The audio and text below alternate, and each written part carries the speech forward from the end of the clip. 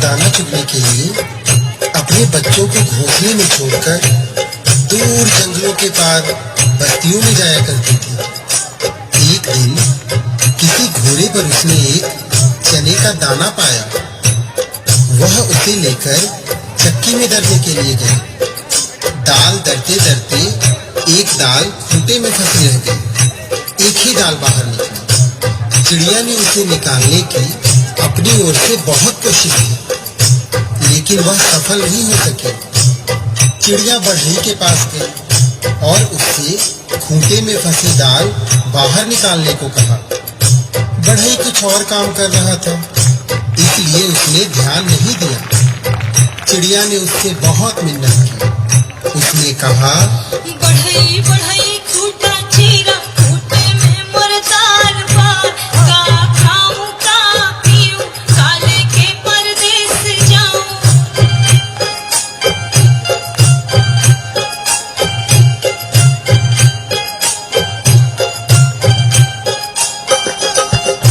बढ़ई ने उसकी एक न सुनी और उसे दुत्कार कर भगा दिया।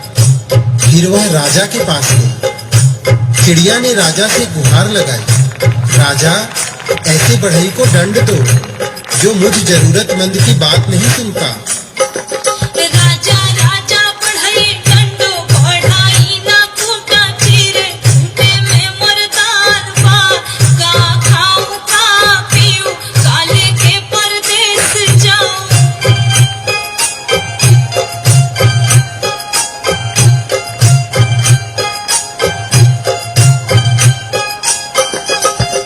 राजा के पास कहाँ इतनी फुर्सत थी कि नन्ही चिड़िया की बात सब काम छोड़कर सुनता।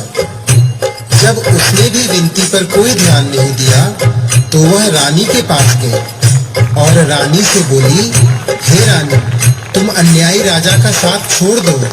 रानी रानी राज बुझावा, राजा ना बढ़ई डंडे, बढ़ाई ना खूंटा चीरे, खूंटे में मोर दाल बार, का खाऊं का पीऊं, काले के परदेस जाऊं।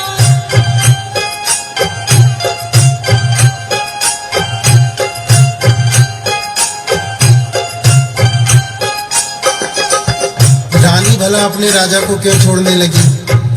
रानी ने रोती बिलखती चिड़िया की एक न सुनी और उसकी बात मानने से इनकार कर दिया। फिर गौरैया उड़ी सांप के बिल के पास जाकर रोने लगी। बिल से निकले सांप से अपनी विनती दोहराई। सरप सरप रानी डसा, रानी ना राजा छोड़े, राजा ना बढ़ई डंडे, बढ़ई ना खूंटा चीरे, खूंटे में मोर दाल बार, का खाऊं का पीऊं, काले के परदेस जाऊं।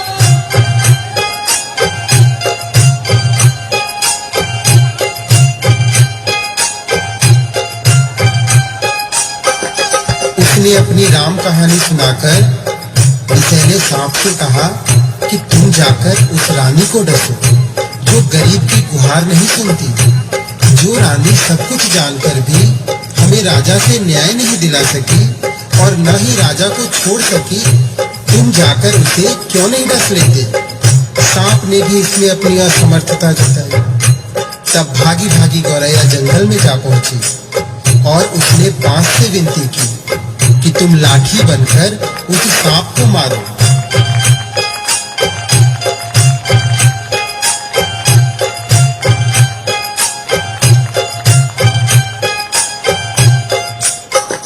लाठी लाठी सारप पीटो, सारप ना रानी डसे, रानी ना राजा छोड़े, राजा ना बढ़ई डंडे, बढ़ाई ना खूंटा चीरे, खूंटे में मोर दाल बार, का खाऊं का पीऊं, काले के परदेस जाऊं।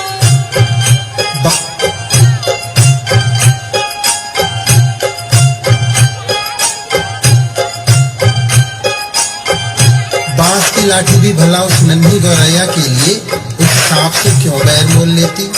उसने भी इनकार किया। तो गौरैया गुस्से से भर उठी और उड़कर भरगुजे के यहाँ भड़क रही आग के पास जा पहुंची और उसे ललकारा, हे आग, तुम सारे जलाकर राख कर दो, जिसमें वह बांस के पेड़ है, जिसकी लाठी मुझ गरीब और बेसहारा के लिए नहीं उठती, कोई मुझे मेरा हक नहीं दिलाता।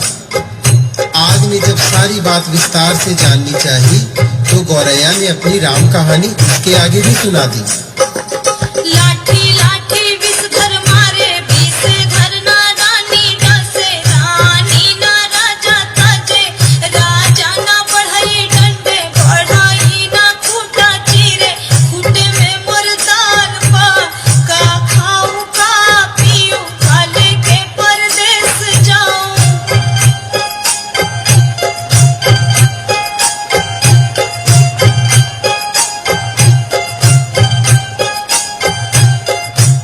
फिर आग ने इतनी छोटी सी बात के लिए जब गौरैया की बात मानकर पूरे जंगल को जलाना ठीक नहीं समझा और जंगल को जलाने से इनकार कर दिया, तो गौरैया बहुत दुखी हुई, लेकिन निराश नहीं।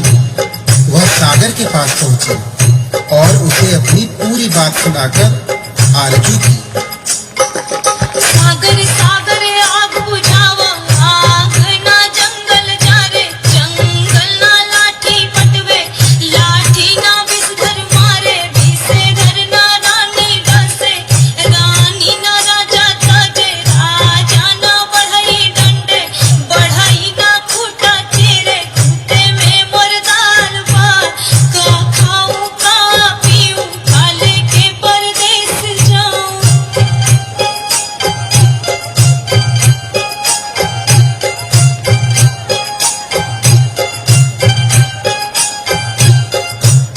विशाल सागर भला गौरैया की इस गुहार को क्यों सुनता?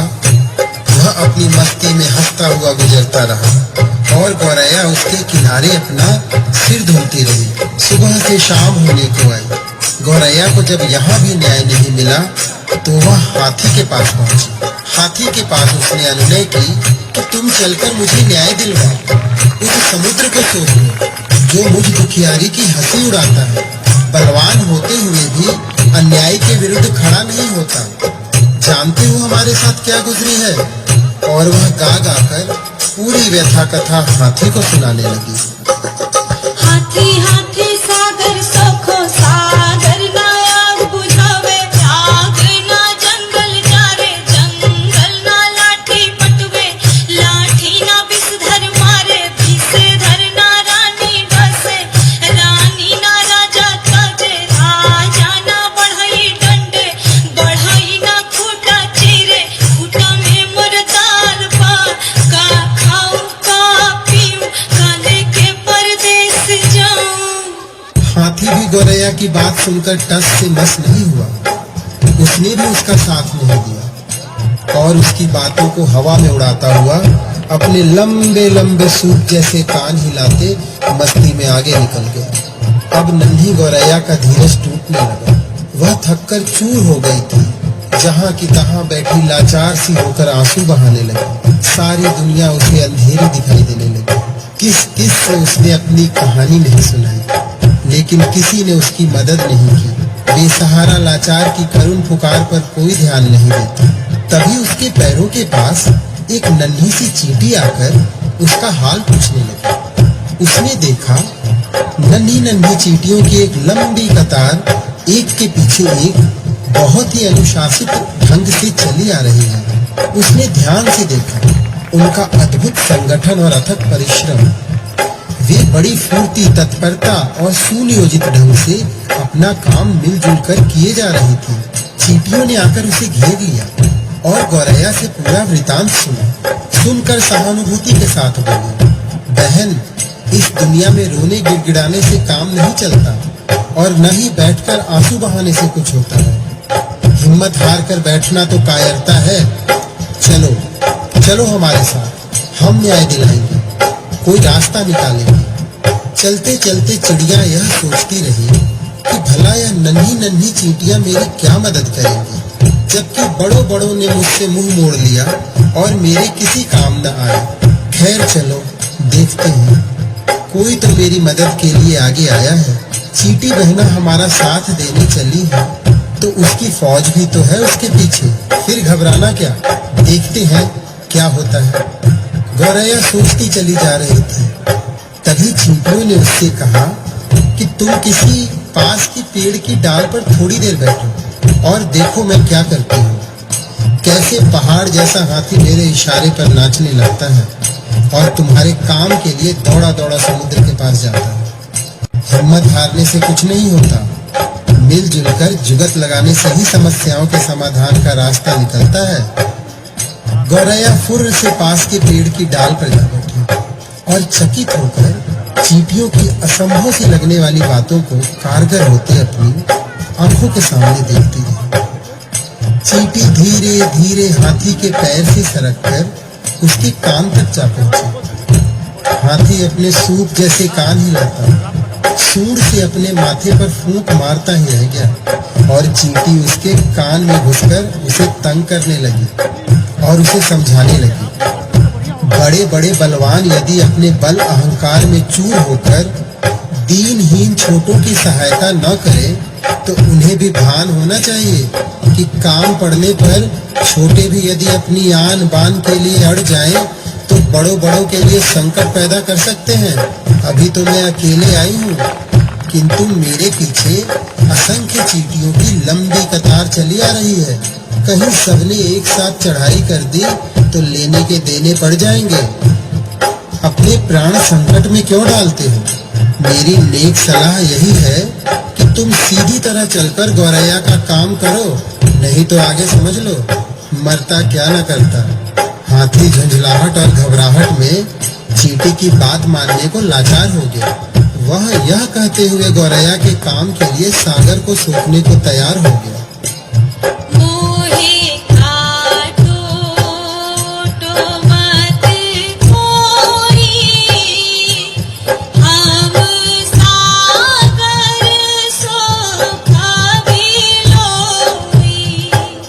चींटी ने हाथी का पिंड छोड़ दिया और गौरैया उसे धन्यवाद देते हुए हाथी के पीछे पीछे उड़ती वापस सागर की ओर लौटी। हाथी जैसे ही सागर के पास उसे सोखने के इरादे से पहुंचा, सागर हाथ जोड़कर बोला, मोहे सोखो मत कोई, हम आग बुझाई भलोई। सागर जब अपनी तटों की सीमा छोड़कर आग बुझाने के लिए उमड़ा, आग ने थरथर कांपते हुए गौरैया का काम करने का वचन दिया और कहा, मोहे बुझाओ मत कोई, हम जंगल जा भलोई। आग जंगल को जलाने के लिए बढ़ी, गौरैया भी साथ चली आ रही है। यह जानकर जंगल ने भी वादा किया, मैं लाठी को सांप मारने के लिए तुरंत भेजता हूँ, लेकिन मुझे जलाकर राख मत करो। मोहे जारो मत कोई, हम सांपवा मारब लोई।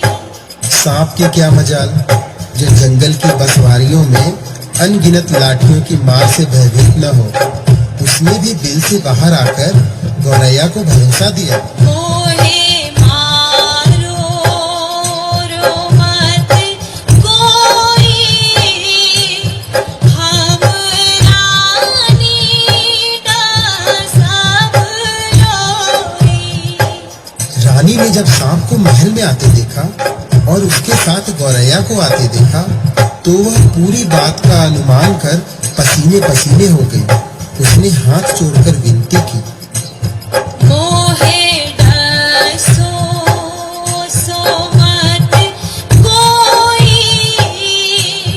हम राजा का जब लोई। रानी के उस वचन के बाद भला राजा क्यों अपने हट पर टिकता? उसे तो गौरैया के धीरज, अथक परिश्रम और सूझबूझ का समाचार मिल चुका था। उसने अपनी लापरवाही और अन्याय के लिए क्षमा मांगते हुए फौरन बढ़ई को बुलाने का वचन दिया और कहा, मोहे तजो जो